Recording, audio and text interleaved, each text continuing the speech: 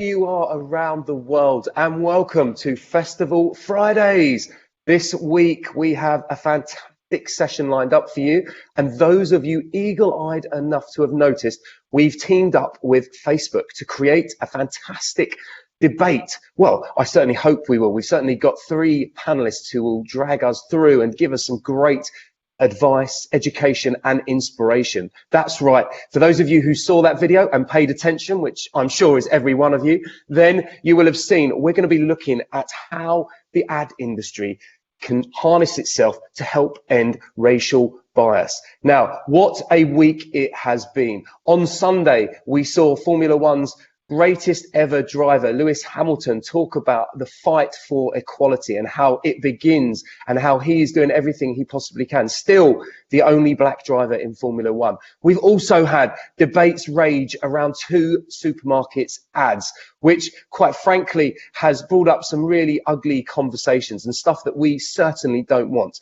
But more on that later, because we want this session to look at how media can erase social bias within the advertising world.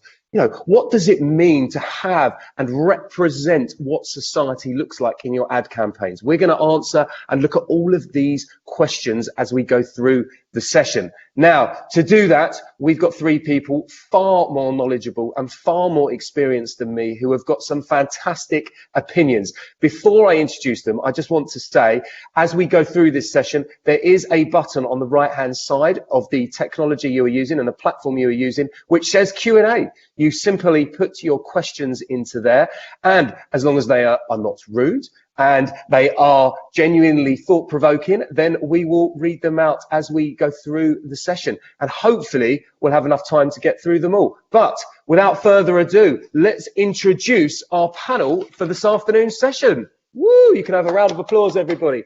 So we have got, not only have we got 3 amazing panelists, we've also got a Christmas tree in this session. So let's introduce the man with the Christmas tree and a brighter and louder shirt than I'm wearing today. It is Christopher Kenner, who's the CEO and founder at Brand Advance. Let's give him a round of applause. Woo! Hello, Christopher. Thanks for having me. No problem. And next to him, we've got Shanice Mears, who is the co-founder and head of talent at the Elephant Room. Shanice, give us a wave. And by no means last, and absolutely not least, we have Miriam Faber, who is the D&I leader at Facebook and also head of their content and campaign lead. So welcome, Miriam. Give us a wave. Woo. Excellent. Okay, I mean, it was as if we had strategically planned this session to work out pretty relevant for this week. But I know we've had lots of conversations and we've seen some really horrid things happen around the Sainsbury's ad, around the allegations around the Tesco ad where they've apparently edited out someone. So it'd be really good to give a start. It looks like advertising is trying to use its power to make a difference. And from what we've seen from Sainsbury's, they really had literally set out to create what looked like a modern family around Christmas. And I would love the panel's thoughts. Who would like to go first? Go on then. Go on, Chris.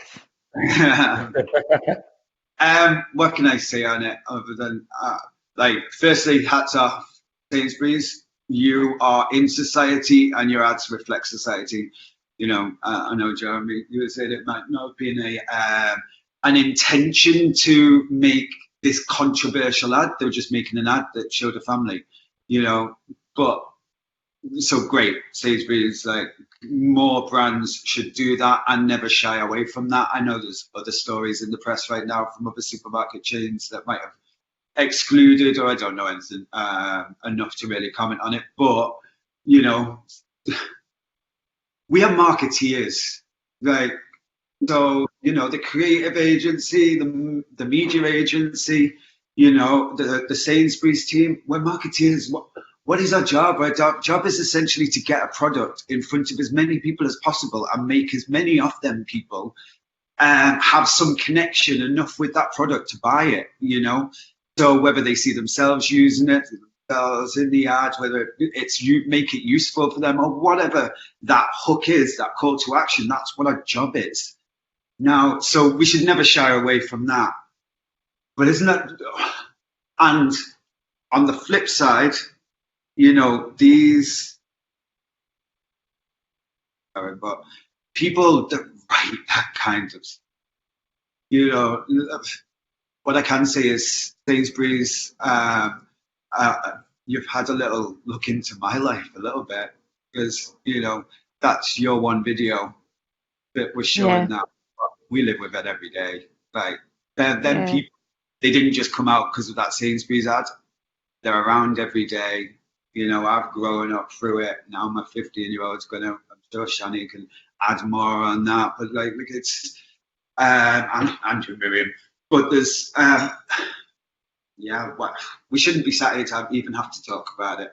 Let's be honest. We should be sat here now to talk about, what's the next stage in advertising? How are we going to be that more relevant? Are we going to use TikTok more? I don't know. But that should be the conversation, not Sainsbury's made an ad with a family, because that's all it is. It isn't a black ad, a family. And what, the world erupts and people are going to stop shopping there and boycott it. And go on. I could go on all day.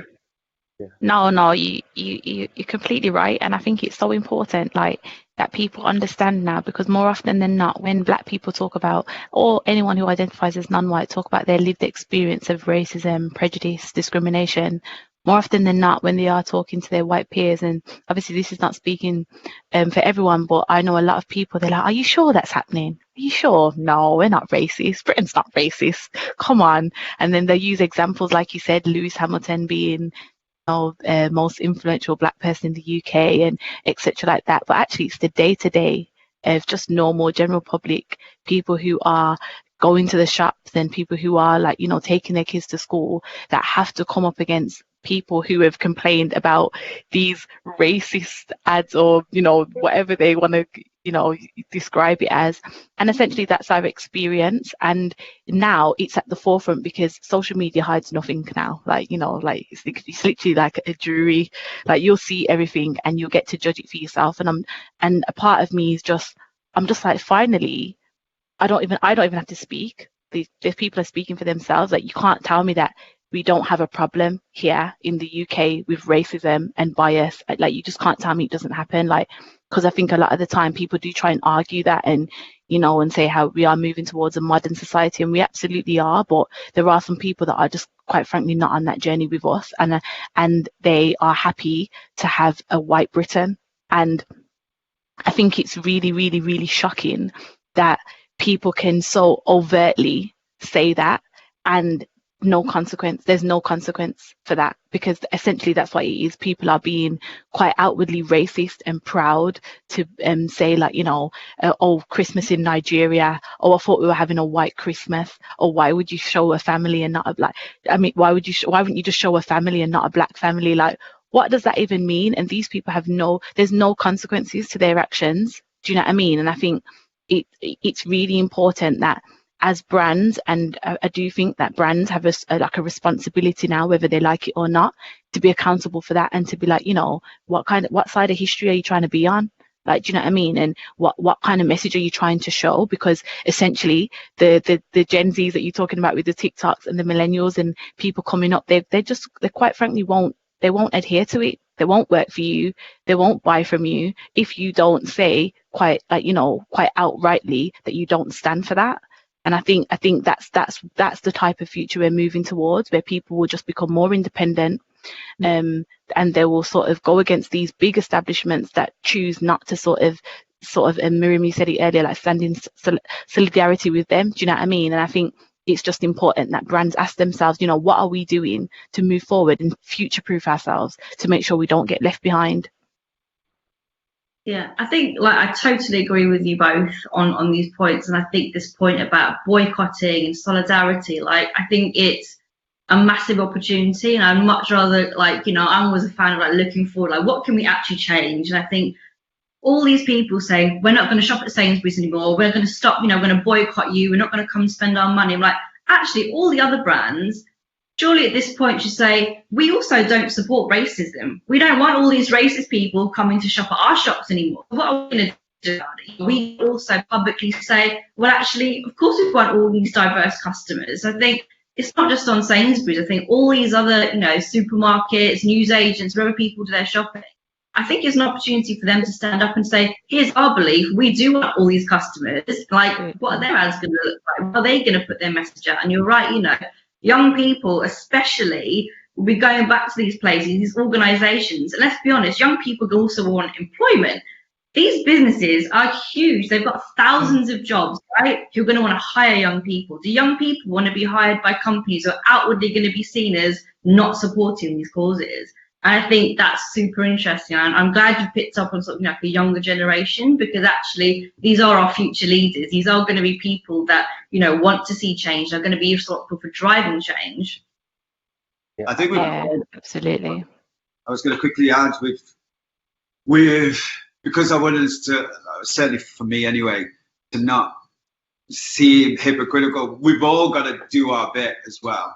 Like all of us on this panel, all of us, whether it's speaking, whether it's, calling it out, whether it's ensuring on other platforms that this kind of stuff can't happen as well. We've all got to do our bit. It's not just this happens and I look outwards. I always, whenever I get reminded of my colour, that's literally what happens every time that happens, I as much as shout outwards and ask, what are people going to do? What are you going to help me do? Always look at both myself and at my company and at the partners that I have and at the, and the brands I'm working with.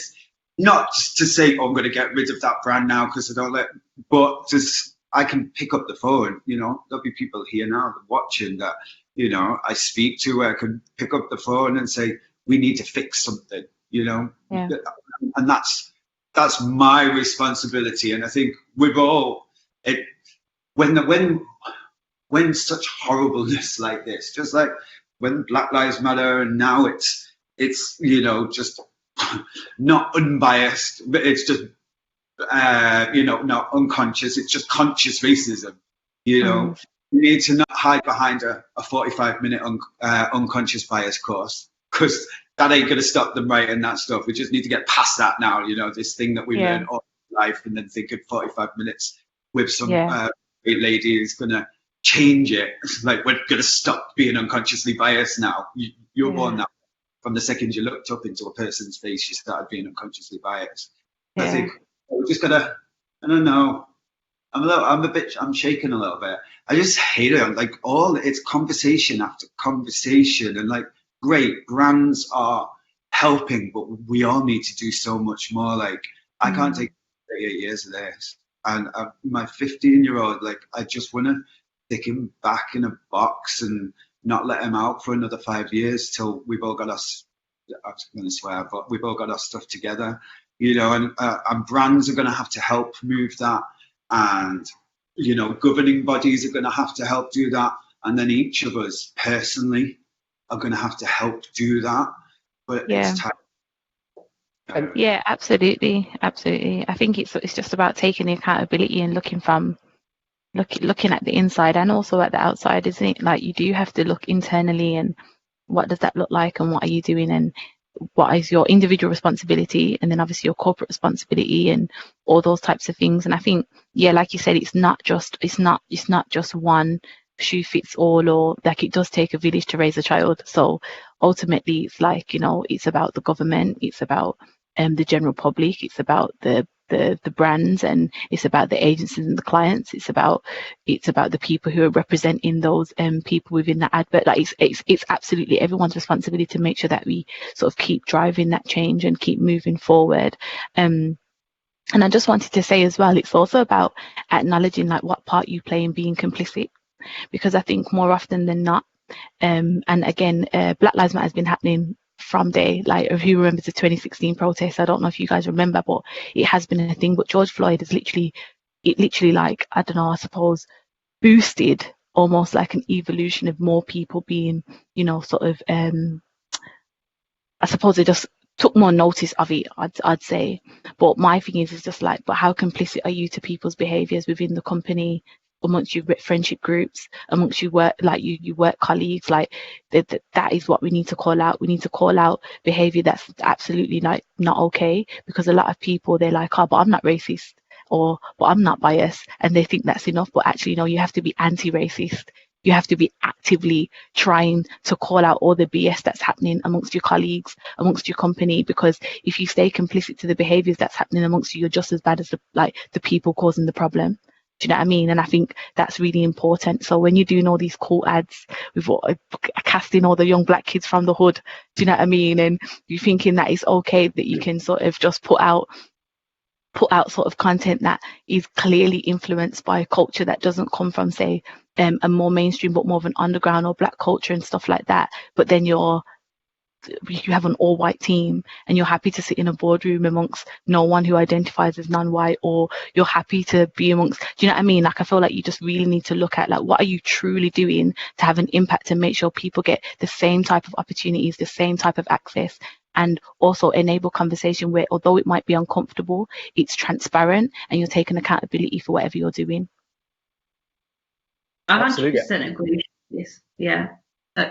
I was just going to say, I think like it says so much more about your brand, about what you're doing on the inside versus what you're putting out there, right? And I think loads of people know there's some obvious stuff about, does your team reflect the people that you want to reach? I think it goes way beyond that. It's like, do your leadership team look like the people that you aspire to be or work with? Do they even understand their team? Like the nuances between whether it be race or class or even like, disability, mental health as well, it's a massive thing. But I think people 100% needs to be looking internally towards their businesses and what their business shape and how they're even rewarded, right? Like, what does your compensation look like? Are people rewarded for hiring diverse teams? In a way, I think it's a kind of like a redundant KPI, because you shouldn't be rewarded for just being for some respects. I think there's behaviours need to be recognised and called out, as you said, Shanice. But I think it's definitely about looking inwards before you start putting out a nice flashy ad and going, hey, we're diverse because we did this thing out there and put it out in the world. I think people are way smarter now to get actually working for business, what your policies, what your ethics. And I think that is key, especially if you want to grow your business, right? Yeah, 100%. 100%. I mean, you guys, sorry, continue, Shanice. No, I was just going to say this. I'm seeing questions in the box. I don't know if you was going to do that or what. Yeah, no. I don't know if you should answer it or. I've got questions coming in as well. I'm literally, I was going to say, you guys are the best panel I've had so far. I mean, literally, that's about 5 questions I was about to ask in my head that you've asked and answered yourself. It's brilliant. No, but it's every point you make is very relevant, but B, quite scary as to what is happening in the world, and that's an awful thing. Mm-hmm. What's interesting to me is, and I totally see it, is you're absolutely right. All three of you about, yes, individuals and companies need to do things, and it's very interesting going from ideation to the implementation of the ads, particularly in our industry, right? That how that has to represent society from the start to the end. Now, how are you seeing that has moved on over the last 12 to 18 months? How far behind are we still in there? How do we push more of that as an industry? Because you're absolutely right. Until we get that bit right, there's going to be lots of chinks along the way that just doesn't make sense, right? Lots of chinks in that armor. It doesn't make sense. Yeah. I think my stance on that bit has changed a bit. I'm going to be honest, over the last 12 months. I used to think that you had to get your house in order before trying to authentically.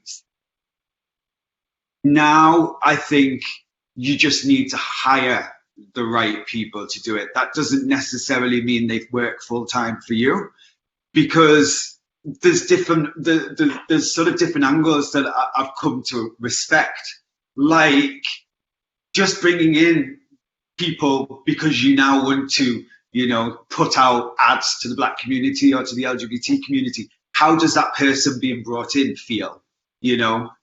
Yes, they've been brought into your workplace, but like, are they sat on on a bank floor with 200 other people that don't look like them, don't culturally identify as with them or anything like that? So I've sort of moved on a little bit from that now, in that any agency from tomorrow can stick out an ad reaching any section of society, any agency right now, no matter what the makeup of the agency is, because there are enough smaller partners, smaller agencies, enough Black or LGBT or disability or gender empowerment publications and platforms with people from that community that work there, that you can hire in the talent you need to make sure you do it authentic. That is there. You can do that within the next hour. If we're going to wait for that in order, it's going to take another 10 years because, well, we've had 20 years and we haven't got the houses in order yet. So let's, that's where I'm at. I think that. And I totally agree with this. And look, I'm not going to sit here and go, like, I'm looking around and go, well, not just my house, actually, but, like the whole floor of Facebook, doesn't look like me or you, and you're absolutely right. I can think of something I'm super proud of. And Shanice, I think we've definitely got a friend in common who's Basma Khalifa, right? So we don't have an awesome director that could help us put out a nice, beautiful, current Ramadan campaign for us earlier this year. So we literally worked with the community, and I don't mean just like hiring a director. We literally got, I think it was, I can't remember now, 10, 12 diverse Muslims from the UK to the campaign. So they weren't just Pakistani, they weren't Bangladesh, they're from Sierra Leone, they're from Africa, they're from, all sorts of, the world, but UK residents. We've got those diverse perspectives, even in the Ramadan advert. It wasn't just everyone just looked the same. Right? We had someone with an afro, someone had their hair braided, someone wearing a hijab, all that stuff. So I think you're absolutely right. It's like, use your community, whether they be creators, where we've got the luxury of having, how many people on our platform that are on Instagram or Facebook, wherever. Use the community, not just because, we're going to get someone down the road because they look cool, but because they can tell the story way better than you and your team probably can, right? And they can get those nuances. I'm sure everyone looks at Nike for how amazing, their Run London campaign, all those things. The reason they resonate is because they're so authentic. You've got real people telling real stories, it's relatable. I think that is the difference. And you're absolutely right, Chris. It's like, you won't necessarily be having all the right talent in your own company, but there are so many opportunities to go out there now and find the right people who can do it. So there isn't an excuse. Yeah, there isn't. And to be honest, I feel like I always get asked this. And we all know within agency world, client world, media world, the process is a part of the problem as well, because sometimes you have to get onto I always say, I have such good friends with independent agencies and content studios and photography, they're doing such cool stuff, but them getting on big brands or big agency radars is one barrier, and then getting into the process to actually work with them is another barrier, then going through some form of pitching process, another barrier.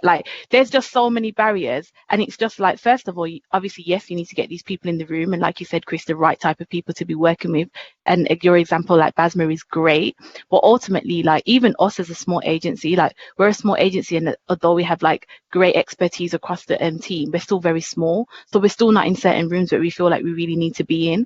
And quite frankly, a lot of brands don't want to take risk.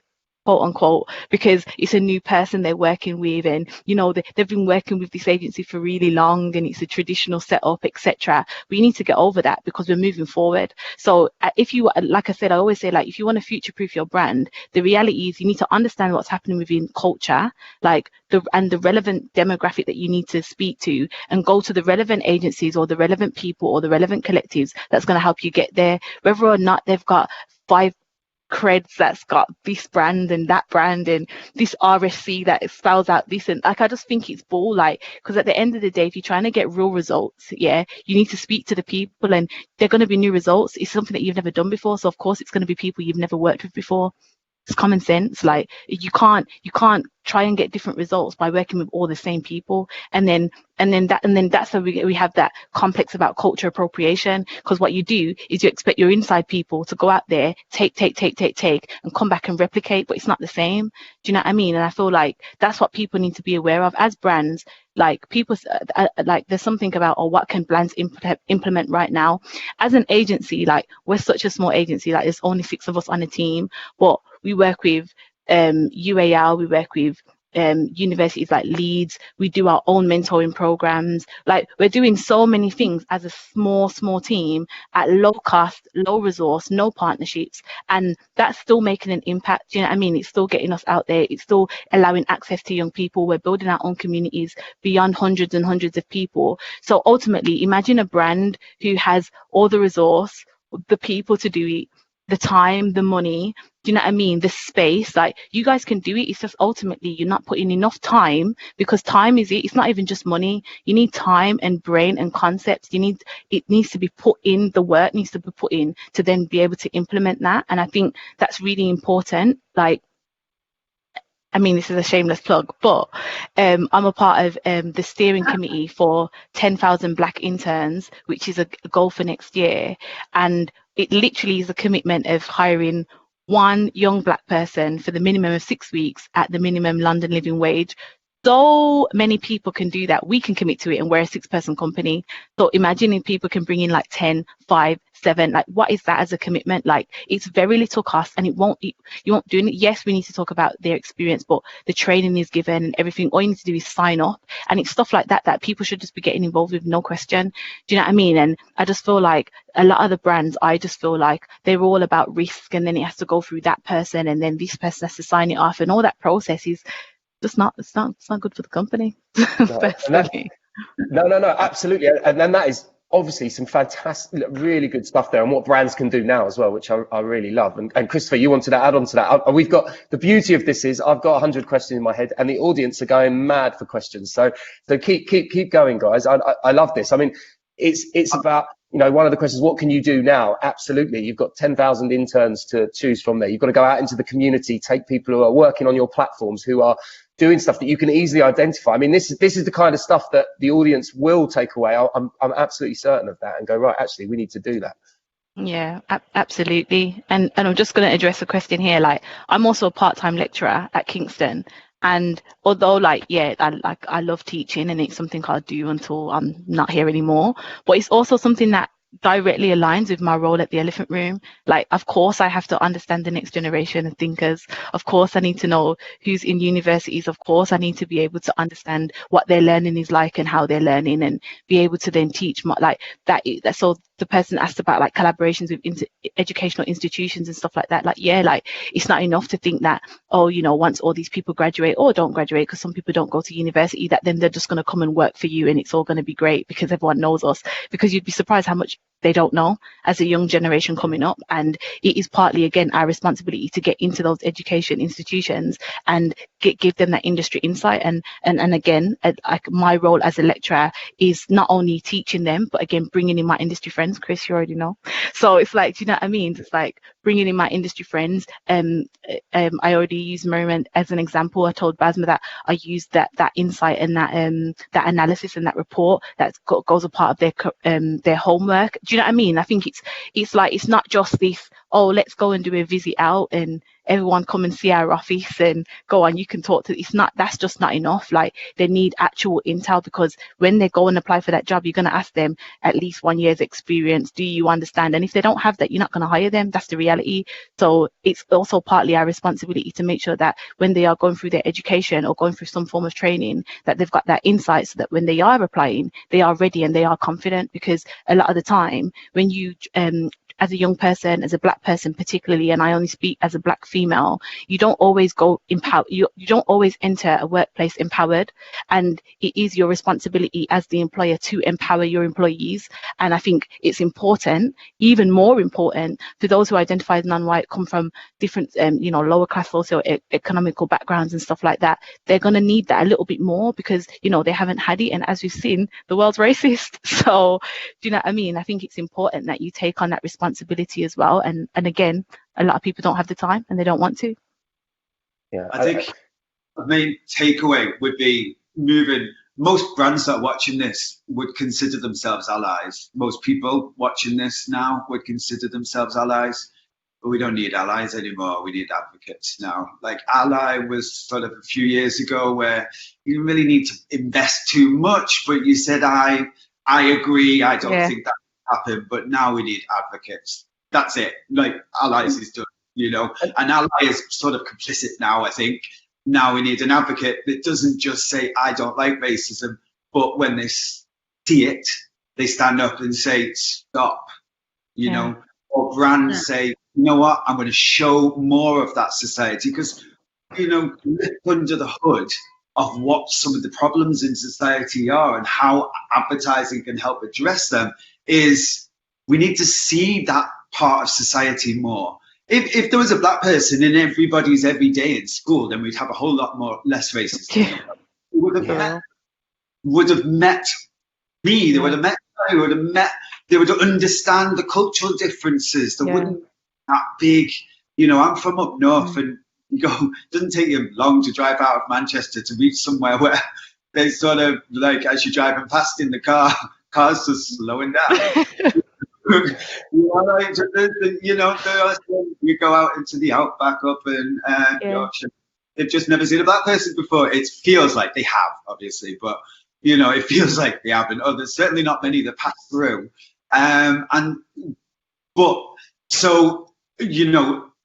Advertising can help that through a way, because advertising is in everybody's life every day, 20 times a day. Don't you have to see an ad 12 times before it actually makes a difference to you, or something like that, isn't it? Yeah. So, like, we're bombarded with advertisement, and it's so, all of us here, we're so privileged. Like, we need to keep reminding ourselves. Yeah. We are privileged. We are in this industry where we can make people feel happy, sad. We can raise and topple governments.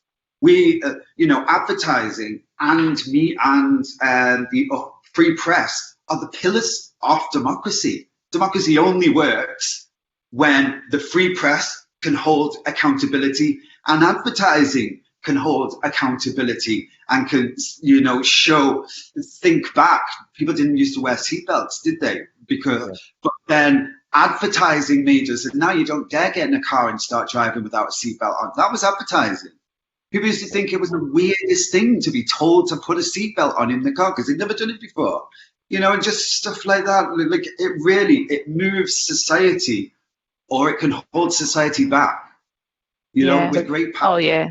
And you're absolutely right. You're absolutely right. It does have the power to change things. And I think that's really interesting. And we've spoken here about, what people can do and the action they can take immediately. All three of you are working with brands. Who would you say is a good example? Who is actually kind of putting their words into actions? You can name check them if you want to, or you could just say from a sector, but it would be really interesting to know who's a good example to follow and why. There's one that is pretty close to my heart now, and I think there's one that's the Starbucks. I think do a phenomenal job. I think that they do it so naturally. I think people haven't seen, there's a beautiful advert that they've done using a trans person ordering a cup of coffee. So anyone that knows Starbucks, obviously, they now ask you what's your name, right? So they put your name on your cup, you go and collect it.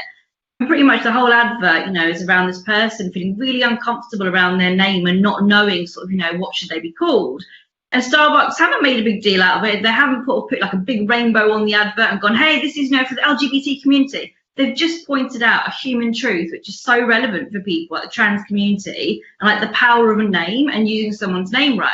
Now, even though I identify as gay, I'm not part of the trans community. Like, I know what it's like to have the power of your name, as in like someone saying it wrong, not even getting your name wrong, but like people not even taking the effort to say your name properly. Like that is internally in businesses, even between your friendship group, when someone can't call you by your correct name, that's just like lazy. But it is a form of racism, right? It's like, oh, it's too difficult to say. Can I just call you Miri? I'm like, no, my name's Miriam, actually. You can call me my full name.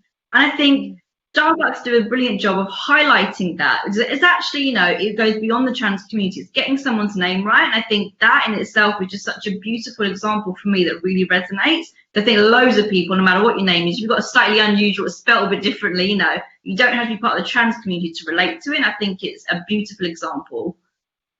Yeah, good. I am going to say, I'm not too sure shortening your name is the same as racism. But I think like someone saying, for example, I might have Sarah, right? People can't bother to learn her name because like it sounds a bit foreign. It's not. Okay, can we just call you Sarah? That for me, that is verging on a little bit of, Definitely. Yeah, definitely. And that happens quite a bit. Sorry, I was just going to say like that happens quite a bit. I have so many African friends who on their LinkedIn, they have chosen not to use their African name. And I've got so many friends that have asked me, do you think I should put my last name? Like it's a genuine concern because they feel like people won't be able to either pronounce them, they just won't even get looked at. So as soon as they read the name, it's like, okay, yeah, I put that down. Like too difficult. I already know. And it's so sad and disheartening. And I just think, wow, like for me, that is just like that is something I must say I learned since I've entered the industry. Obviously, I have pretty easy name to say, Shanice Mears. And it's just so crazy that I think people are so inherently biased that by just looking at somebody's name, they're ready to say yes or no, regardless of even attempting to look at their capability, if they're good for the job. Like that to me is like mind-boggling, like it's crazy. And I think, have you guys ever done like, or know of anyone that does like blind CVs, as in like they remove the name, they remove anything like that? Yeah, we've started testing it. It's really interesting exercise. But I must say though, I'm not for it because really, because I think it's a part of being complicit. Because if you are asking someone to ultimately, what you're saying is the name thing's too hard for me. So let's just take away all the names. Like, and then that allows. So I think we're reading it more like we don't want to know where they come from, then actually we're focusing on what they've got to experience. So it's not something that we're like, this is what we're doing, but I'm interested to know from you guys if you think it is something that could be explored. I understand why people do it. I definitely understand the notion, but I do think that we just have to stop, because it's not okay that you are basically, what you're saying is like, as employers or as people who are hiring, you don't have to work on your bias. We'll just take that away so that you don't even have to address it at all, which is essentially, and that's what I do think, and it essentially sort of takes away someone's identity. Like I am like so attached to like who I am as a person, like my Jamaican heritage, where I come from. I like always talking about Birmingham, like, and my name and everything. And I feel like, imagine someone saying, just don't mention any of that. And then just let them, I just feel like there's something about that just doesn't sit quite right with me, but I definitely understand the notion of it. And it might work, it might not, but I just think bring more diverse people into the process. Personalize the process, like, for different people, different, like, do you know what I mean? I think there's more things to do rather than to just say blind CVs, because ultimately I know people that have literally said they're Caucasian on the like, no. And then no lies, like more corporate world, but I actually know, and I'm like, so what are you gonna do when you rock up to the interview and they see that you got black skin? Like, do you know what I mean? That's what I'm talking to my friends, like, you know what I mean? They're like, yeah, but what am I supposed to do? Otherwise I wouldn't have. And I'm like, no, that's not okay. Like, that's absolutely not okay. Yeah. And there's accountability there on the individual for doing it in the first place, but there's also an accountability on the brand and the place of work, where it's made them feel so anxious and so fearful that actually me being black is not even an option. Do you know what I mean? Like, you being or Asian or whatever, it's just not okay. And I think, and a lot of people, it's funny because when I speak to my white counterparts or about these stories, they're like, what? Nah. And it's like, yeah, like that's when you tap into privilege. You don't even have to think about that. That is your privilege as a white person, who you don't even think that is even happening. But actually, it's an actual fear for people to think about how they do their hair. Can my nails be this long? Like, do you know what I mean? Like, it's because it's all a part of our identity and how we come. And it's like, ultimately, that's something that we have to battle with every day, not even just the workplace, but school. Do you know what I mean? Like, when you go into any form of institution, and whether you be working in retail or whether you be working in the highest corporate government, it's the same thing. And I just think that that's what we need to address to get over that. And inherently, that's the system, isn't it? Because, you know. And I was going to name check some brands if you still want the name check. Yeah, definitely. Oh, sorry, yeah, I went off the beat. No. My bad. Shanice, I'm going to come back to that. I'm going to come back to that because there's a question from the audience, but there's also something else I want to ask around that as well. But let's go to Chris and the brands, and then we're going to come back, Shanice. Don't you worry. Okay. I don't need some, but there are some. There are lots. Actually, you know, like, there's lots of brands now that are moving in the right direction. There's some that are miles ahead, like Unilever. You know, Unilever literally starts initiatives all over the world to address these problems. GSK, they again, you know, start initiatives all over the world. But then there's brands, you know, that have long done internal things, like, let me name check, Diageo. You know, Diageo have had a just marketplace, but also they've incentivized. So we just lost Shani. We have. We'll bring her back. Keep going, Chris, as if she's there. Yeah, Diageo have incentivized agencies that the more diverse they are and the more reach into diverse communities they bring to Diageo, the more budget you get. So simple, you know. Other brands have done stuff in procurement. So part of the procurement process is this sort of, how are you going to help me reach society? And you must respond to it in the procurement, and you are held against others also going for that procurement process. And the better response you have, and she's back, the better response you have, the more, you know, the more likely you are to win that procurement. These are all great things that brands can do now. They change everything. You know, if every brand, well, is there 39 people watching this? If 39 people, if that's 39 brands, and they walked away now and looked in over the next few months, how can I change my procurement process? The diverse teams that are applying for jobs get more points in that procurement process. That you know, that we will financially reward our partners that are helping us reach. Like, that would change everything.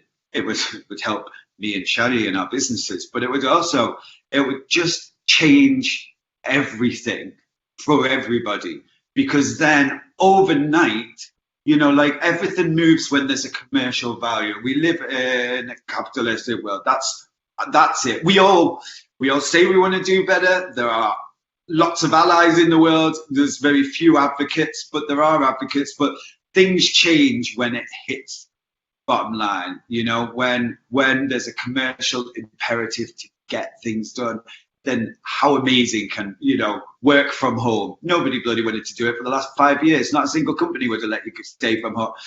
Took 24 hours. 24, yes. You know, the tragedy of a global pandemic.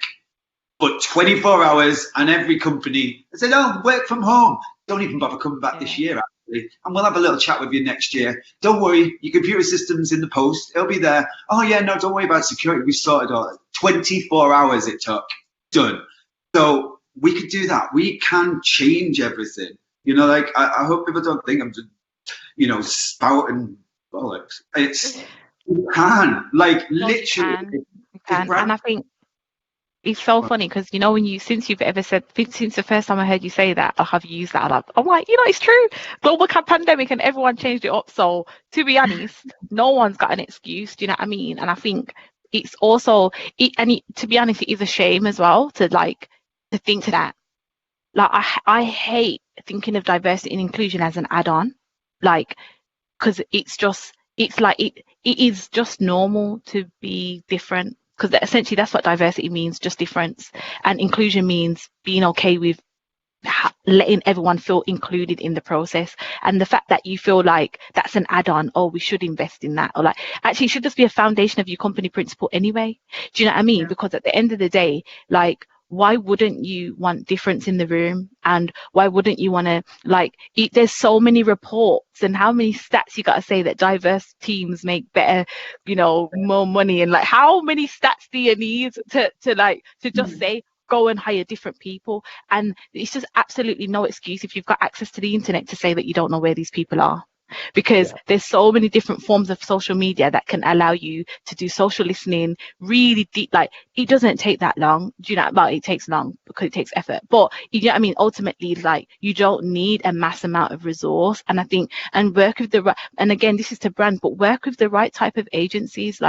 It's so frustrating when you see brands and constantly doing the same thing or getting caught up in the same sort of cancel culture, because you just hired the wrong people. You hired the wrong people to do go and work with the independent people and those agencies that have the connects to those communities and stuff. And I just don't understand how difficult that is. And I would love to really understand, as someone who is a marketeer and an agency person, to understand why that is so difficult for brands, because I still can't quite comprehend it. So I'd love to really understand why, because for me, it's just a part of our regime. Do you know what I mean? If we get a brief and let's say, for example, it's for the LGBTQ community, I'm not going to answer that brief by myself. Of course not. I'm going to go and get, do you know what I mean? A plethora of people who identify within that community and make sure that they are actively from the beginning working on that brief with me, calling out any type of, do you know what I mean? That just makes sense. And I have the capability to do that because I'm also connected to those communities. Do you know what I mean? And I think it's so important that, Chris, you mentioned ally to advocate, and that's the same thing that Ete Davis from Engine, he said, it's actually about moving from ally to accomplice. It's really taking forth, if you're on the line, I'm on the line with you. Do you know what I mean? If you're going front line, I'm front line with you, and it's really taking that step, and it makes such a massive impact, in terms of people and stuff like that. And I just think I don't have any brands. I'm sorry, Jeremy. And the reason why I don't have any brands is because I can name you a lot of brands that I like their work, like Amazon. I love the Amazon ad for their Christmas ad. I can name you different collaborations I've seen. Burberry with what they're doing with Rashford right now, and the 15 youth centers, and everything like that. But ultimately, I need to see a team. I need to find out how you people feel. I need to really know what's good in the company culture for me to be really saying I'm a stand by you, because I can't do that anymore, because I've got so many brands where I've really felt like I've been quite attached to, and then as I've come up in the industry, I've got people that work there and they've gave me some horrible stories, and I'm like, nah, I can't do this. I can't attach myself to brands like that no more, because if this is how you guys are treating your people in the dark, but then in the light you want to show all these shiny adverts and be doing the most, I'm not on it. Do you know what I mean? And I think that's just me personally, which is why I feel like I just can't. I can name you what I like and what I've seen, and I can definitely name you people that, with I know that the Black at Spotify team are really working hard to sort of amplify the Black voices within that space, and my friend heads that up. Within Uber, they've got a great ERG for the LGBTQ community, and really great allies within that space that identify as also gay and trans, that are working to make sure that Uber is an inclusive space amongst their riders and their drivers. I know that firsthand because I've been a part of that process, but I can't actually say that. Yeah. No, no, no.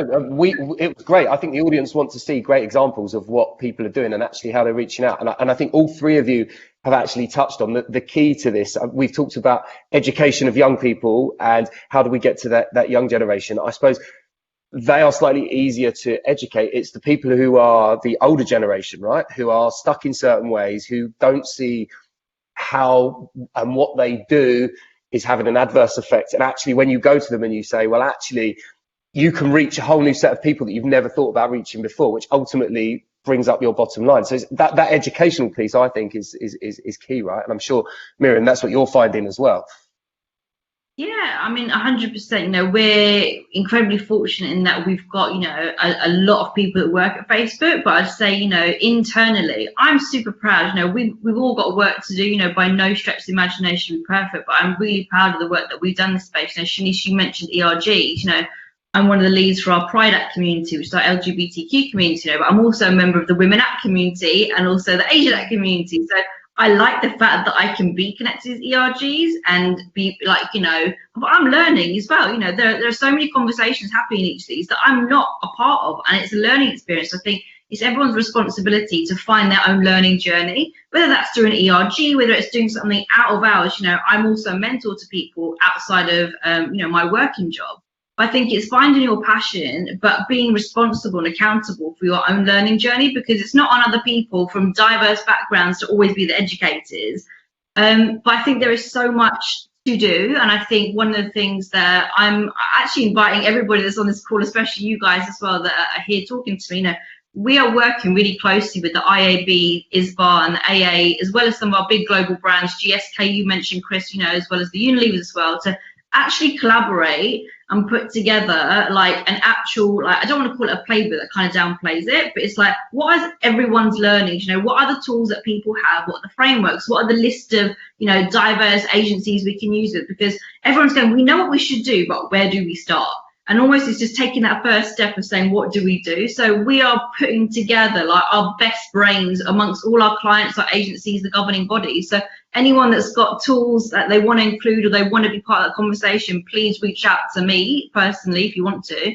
But, you know, we want to help. We want to create tools for people to make a change. Because I know that sometimes, you know, I hear from lots of people, it's like, we know what we should be doing. We know all the things that, you know, like people want us to do. We want to be more inclusive, but we're so scared of getting it wrong that getting it wrong is almost seems so detrimental to their brand that they don't even want to take the risk of doing it right.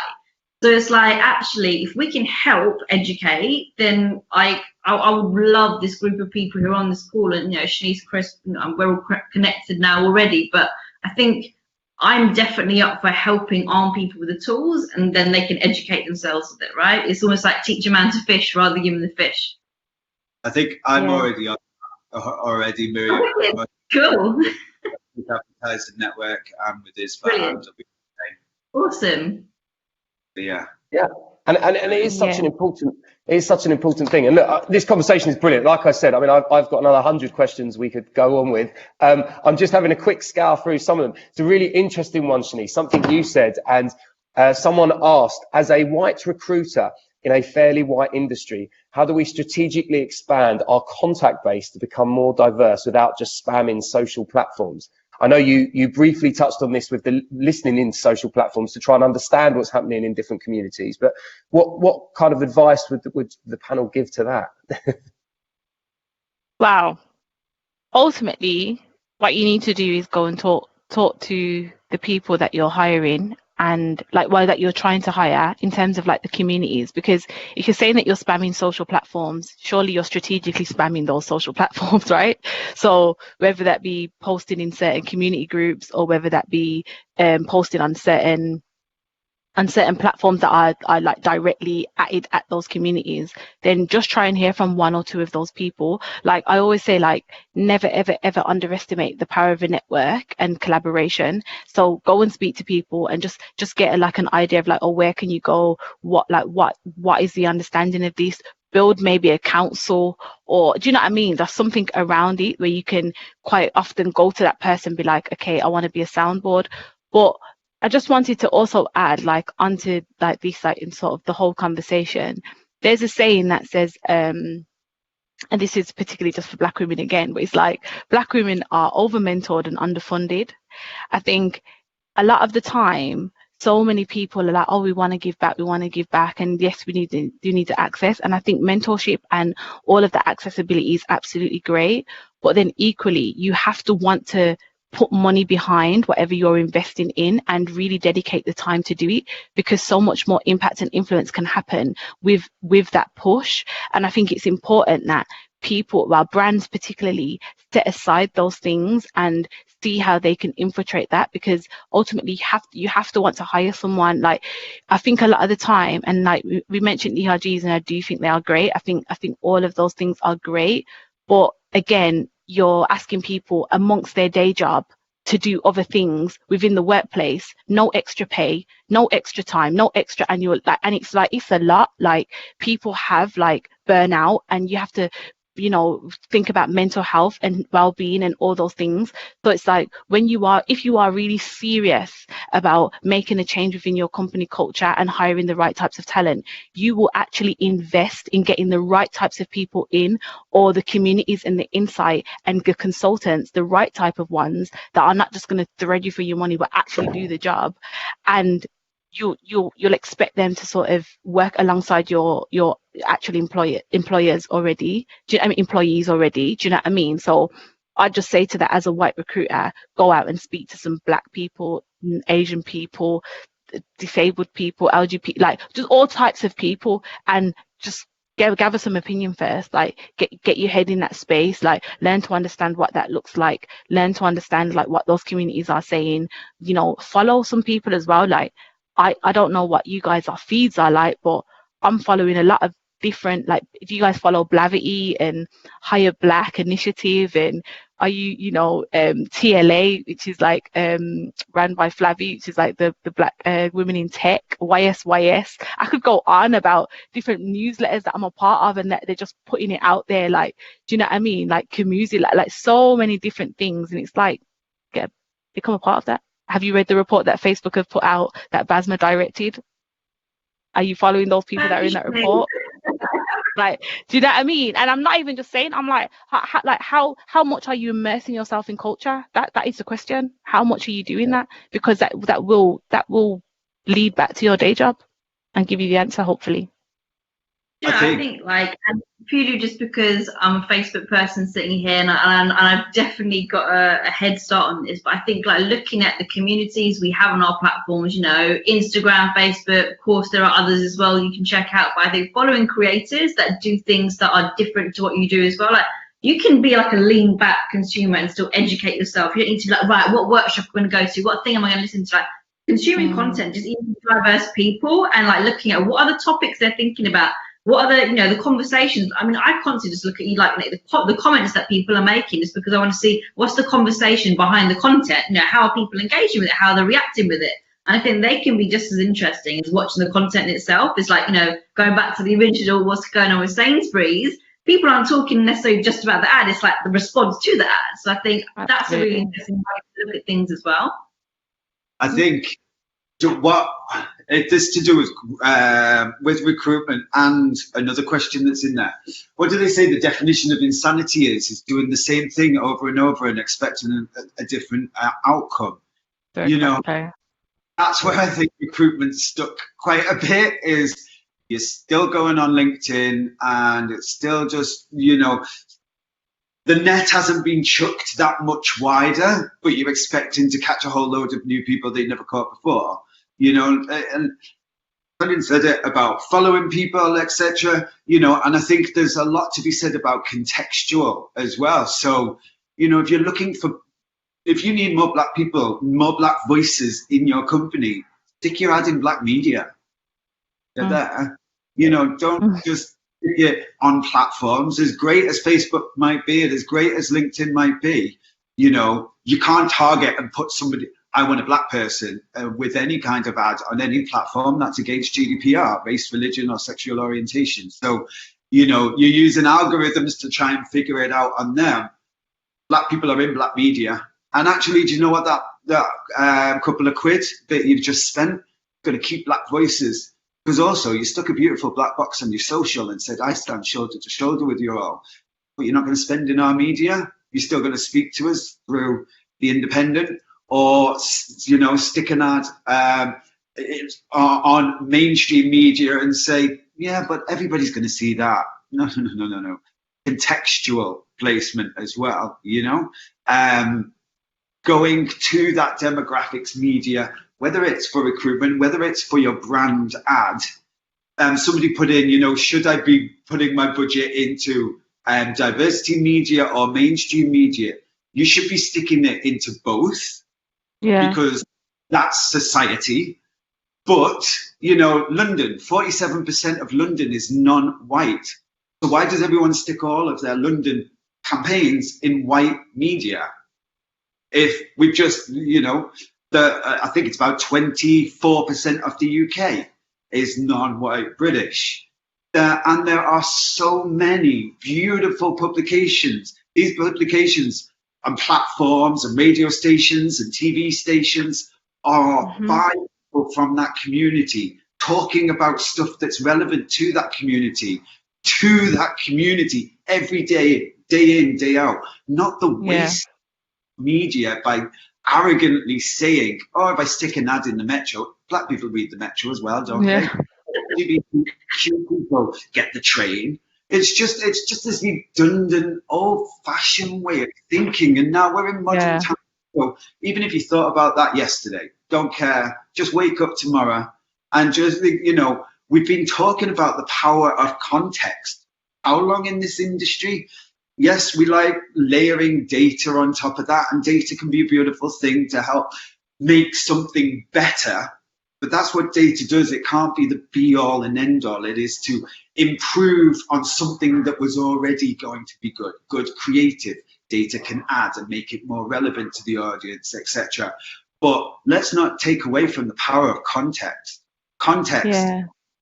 A large group of people around a specific subject that you didn't need to use one bit of data to find out what they're all about, because they've all got something in common. They're black, they're gay, they're disabled. We're also not monoliths. Intersectionality, you don't need to just choose one community. Exactly. Cross over. I'm a black gay guy, father of 2 teenagers. You can get at me so many ways and make, I'll have relevance with what you're trying to tell me. If you talk about any of them things, being a father, being black, being gay, loads of other stuff, I suppose. No, absolutely. Yeah, it's a fact. Look, guys, sorry, Shanice. I was just going to say, someone said, can brands make a comeback once they've been cancelled, quote unquote? And absolutely, because if the people that make the brand, so you just change up your employee brand and then make a comeback. You know what I mean? Brands they always reinvent themselves. People reinvent themselves, and I think it's important that we recognise that as a society. So yes, of course you can. Yeah, absolutely. What a fantastic discussion. We literally could go on for a while, and we've done very well to ensure that only 6 people have dropped off since we hit over the hour mark, which is brilliant because we tried to keep it to 45 minutes. But my goodness, so much to learn here, and thank you for everyone's questions as well into the audience. But I think there's a few key takeouts here, and one is definitely, I love the piece of going from allies into advocates. Absolutely essential to expand and utilize your networks properly. Listen into different areas, listen into different sections of communities, listen into all parts of society, and then bring that together and work. And yes, by becoming more inclusive, you ultimately will sell more products, do better with your service, encourage more people to work for you, build a culture that people want to come and work for, and encourage the next leaders of this industry to come into a safe environment. And I think ultimately to use the power that we have in this industry to help change society as a whole, right? I think that's the key takeout from this, that advertising has that power to make the difference and to make the change and to, eradicate as well as we possibly can racial bias, so that there is no such conversation as this in 5-10 years time. That's the ultimate place you want to be, right? Where we don't have to talk about it, and we don't have to say, right, lovely words, great talk, but no one's done anything. That's the key. Go away today. There are things you can do within the next hour, as you've been told by this panel. I am sure Christopher, Miriam and Shanice will happily take emails, social connections and talk to you forever. I know I definitely could. We will also have the video of this, so we'll post it onto our YouTube. So if you think, and I'm positive there's hundreds more people who could benefit from watching this video and the information that you've had today. So we will share the link with everyone. But let's give our panel a huge round of applause. Miriam, Christopher, and Shanice, thank you so much. Woo! And thank you to all the audience for staying part of it. And also thank you to the crew who've made this happen and to our partner Facebook. Thank you very much. This has been Festival Fridays.